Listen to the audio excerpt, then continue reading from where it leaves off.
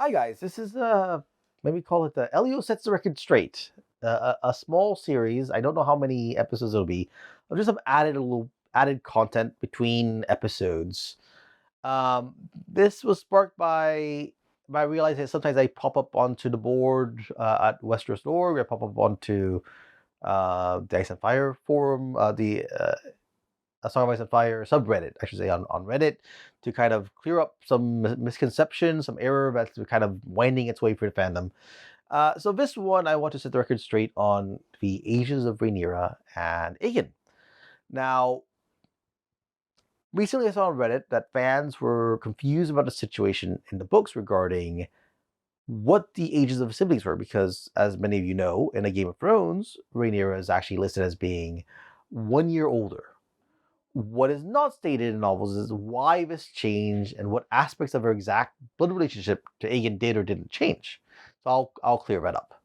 Uh, One of the things I saw actually claimed was that originally not only were they 1 year together, but they were full siblings. And now that's not true. In 1999, George sent Lynn and I his first full Targaryen family tree. And Rhaenyra's mother was then called Amma, without the E, Orin, but she was still the daughter of Daela Targaryen. And then Aegon's mother is a Hightower, but her name is Lysa. So it was never the case that they were half siblings. They had a Oren and a Hightower mother, respectively.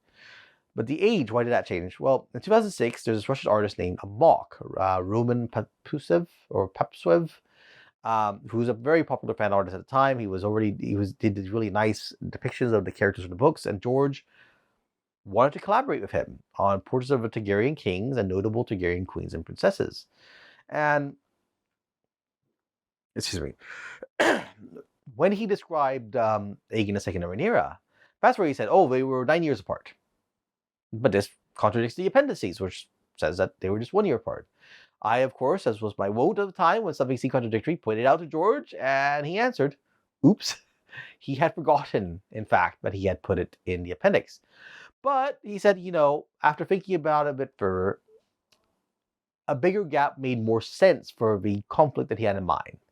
And so he'd stick with it. I can't recall if we've actually gotten that detail fixed in the appendices, but that's where we are today. They were 9 years apart initially because of a mistake on George's part, and yeah, they were always half siblings. They were never full siblings. We'll see. The next one I'll probably do has to do with another member of the royal family, and that will be more spoilery.